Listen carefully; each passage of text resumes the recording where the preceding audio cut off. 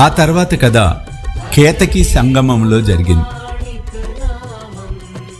రేకులుగు నుండి ప్రభువు కేతకి సంగమానికి వచ్చారు. ఇది చాలా ప్రాచీనమైన క్షేత్రం. ప్రధానంగా ఇక్కడ శంకర భగవానుడి యొక్క లింగం ఉంది. వాస్తవంగా శంకర భగవానుణ్ణి మొగలి పువ్వుతో పూజించడం అన్నది నిషిద్ధం. కానీ కేతకి సంగమంలో విచిత్రం ఏమిటంటే మొగలి పువ్వుతోనే శంకరుణ్ణి పూజించటం జరుగుతూ ఉంటుంది.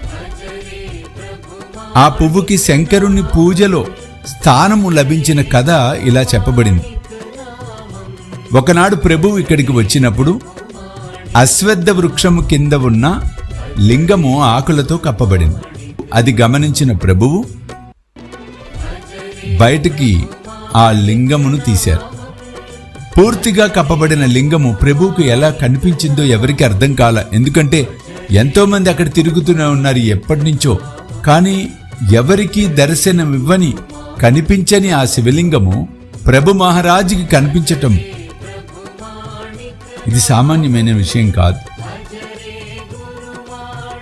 అందరూ ఆలోచిస్తూ ఉన్నారు, ఎలా ఇది సాధ్యపడింది. కొంతమంది ఒకటే మాట చెప్పారు, అందుకే ఆయన ప్రభు మహారాజ్. ఆయన ఎవరనుకుంటున్నారు? ఇకనైనా కన్నులు తెరవండి, సాక్షాత్తు దైవమే, ఆ శంకరుడే, ఆ దత్తాత్రేయుడే అని చెప్పుకున్నారు. అప్పుడు ప్రభు మహారాజు కేతకి అంటే మొగలి పువ్వులను తీసుకురమ్మని చెప్పారు. అసలు విషయం ఏంటంటే మొగలి పువ్వులు పూచే కాలము కాదు, ఆ ఋతువు కాదది. కాబట్టి స్వామి ఇక్కడ ఓ ప్రభు మహారాజ్ ఇక్కడ దొరకదు, ఎందుకంటే ఇప్పుడు కాలం కాదు ఇది అని చెప్పారు అక్కడ. వెంటనే ప్రభు మహారాజ్ ఆ పూలు లేకపోతే ఇక్కడ పూజ జరగడం కుదరదు అని ప్రభు మహారాజ్ అనగానే ఎవరికి వారు ఏం చేయాలో తెలియక అందరూ తలా దుక్కుకు వెళ్ళారు ప్రయత్నించడానికి.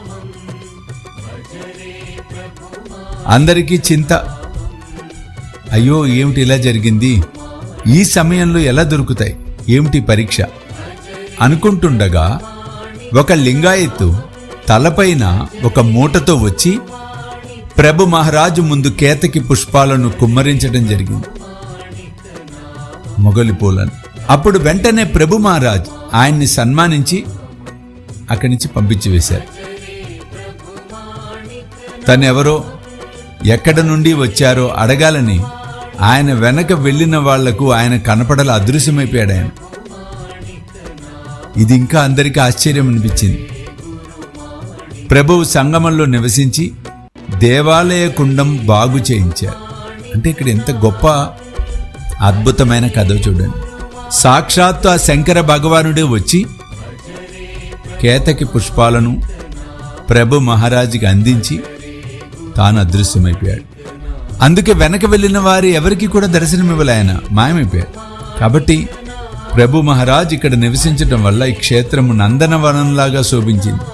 జన సమూహంతో నిండిపోయేదట. జయ జయ ద్వానాలు మిన్నంటాయి. ఈ విధంగా ప్రభువు లీలలు సంగమంలో జరుగుతూ ఉన్నప్పుడు కాశీ క్షేత్రంలో ఒక బ్రహ్మచారి, ఇది చాలా అద్భుతమైన ఘట్టం, తన గురువుకి వచ్చిన కుష్ఠరోగము నివారించాలి అని పాపము ఆ శిష్యుడు అనేక ప్రయత్నాలు అనేక ఉపాయాలు చేస్తున్నా ఆ గురువు యొక్క కుష్ఠరోగము నివారించలేకపోతున్నాడు, నయం కావటం లేదు. ఆ వ్యాధి నయం కాకపోయేటప్పటికీ శిష్యుడికి చాలా దుఃఖం వస్తుంది, బాధపడుతుంది. అయ్యో ఏం చేయాలి, దీనికి తరుణోపాయం ఏమిటి? ఈ బాధతోనే అతను గడుపుతూ ఉన్న సమయంలో ఒకరోజు